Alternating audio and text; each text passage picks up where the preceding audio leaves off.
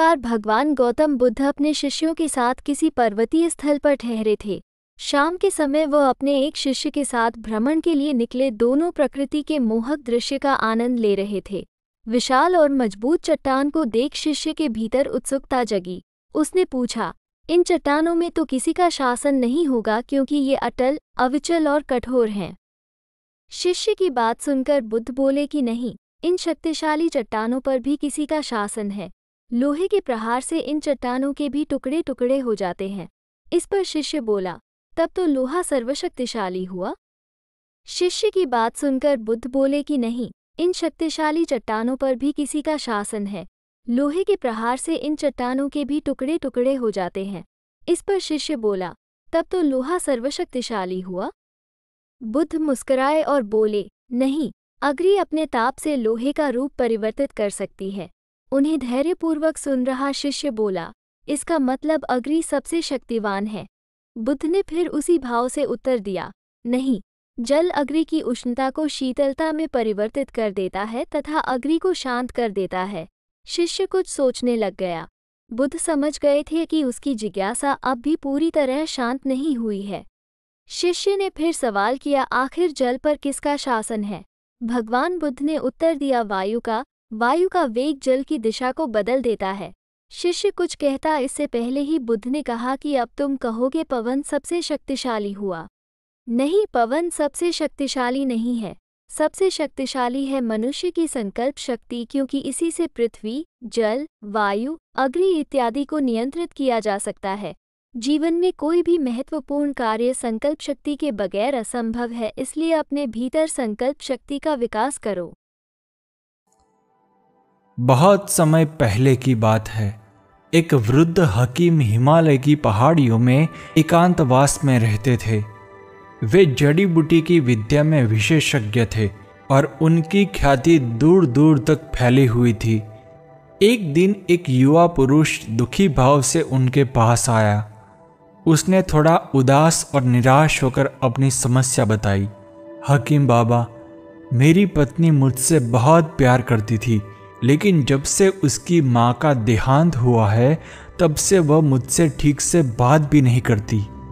हकीम बाबा ने कहा, बेटे, निकट के सगे संबंधी का देहांत भावनात्मक लोगों के लिए सहन करना कठिन होता है, लेकिन बाबा, उसकी माँ के देहांत के 6 महीने हो गए हैं। युवा पुरुष अपनी व्याकुलता छिपा नहीं पा रहा था।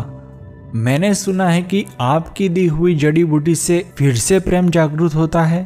उसने दोनों हाथ जोड़कर विनती की, कृपया मुझे वह जड़ी बूटी बनाकर दे दीजिए। हकीम बाबा ने मुस्कुराकर कहा, अरे भाई, अगर मेरे पास जड़ी बूटी बनाने के लिए सारी सामग्री होती तो मैं उसे अभी बनाकर दे देता, लेकिन उसे बनाने के लिए मेरे पास एक महत्वपूर्ण चीज नहीं है। कौन सी चीज? पुरुष ने अचानक अधीरता से पूछा। मुझे बताइए, मैं उसे लेकर आऊंगा।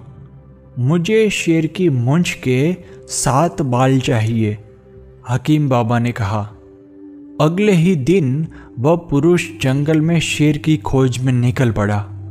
काफी खोजबीन के बाद उसने जंगल में एक नदी के किनारे एक शेर को देखा। उसकी हलचल देखकर शेर ने इतनी जोर से दहाड़ लगाई कि वह पुरुष भीतर से कांप उठा। उसकी नसों में दौड़ता खून जैसे जम गया। वह भयभीत होकर तुरंत वहां से भाग गया। अगले कुछ दिनों तक ऐसा ही चलता रहा। वह पुरुष शेर के पास जाने की हिम्मत करता, लेकिन फिर डर कर वापस लौट आता। जैसे जैसे महीने बीतते गए, शेर को उस पुरुष की उपस्थिति की आदत पड़ गई और अब वह उसे देखकर भी सामान्य रहता। अब वह पुरुष शेर के लिए मांस लाने लगा और शेर उसे आनंद से खाने लगा। धीरे धीरे विश्वास के आधार पर उनकी मित्रता बनने लगी। जब शेर तृप्त होकर मांस खा लेता और आराम करता, तब वह पुरुष हिम्मत करके उसके पास आता और उसकी पीठ थपथपाता। धीरे धीरे एक दिन ऐसा भी आया जब उसने साहस करके शेर की मूंछ से 7 बाल निकाल लिए। अब वह और देरी किए बिना सीधा हकीम बाबा के पास पहुंचा। बाबा, मैं शेर की मूंछ के 7 बाल ले आया। बहुत बढ़िया। यह कहकर हकीम बाबा ने उन 7 बालों को जलते हुए अग्निकुंड में फेंक दिया। अरे अरे, यह क्या किया? वह पुरुष गुस्से में तमतमा उठा। आपको जरा भी अंदाजा नहीं है कि मैंने इन बालों को पाने के लिए कितनी मेहनत की है, और आपने उसे जला दिया। उसने दांत पींचकर पूछा, अब मेरी जड़ी बूटी कैसे बनेगी? अब तुम्हें किसी जड़ी बूटी की जरूरत नहीं है, हकीम बाबा ने मुस्कुराते हुए कहा। जरा सोचो, तुमने शेर को कैसे वश में किया? जब एक हिंसक जानवर को धैर्य और प्रेम से जीता जा सकता है, तो क्या इंसान को नहीं जीता जा सकता? जाओ, जैसे तुमने शेर को अपना मित्र बनाया है, वैसे ही अपनी पत्नी में प्रेम की भावना जागृत करो। स्त्री केवल एक शरीर नहीं है, उसमें भी एक मन होता है। उसके भावनात्मक स्तर पर जाकर उसे समझो। तुम अपना रास्ता छोड़ो और उसका रास्ता पकड़ो, मन से शरीर की ओर। पुरुष को हकीम बाबा की सलाह में ही जड़ी बूटी मिल गई।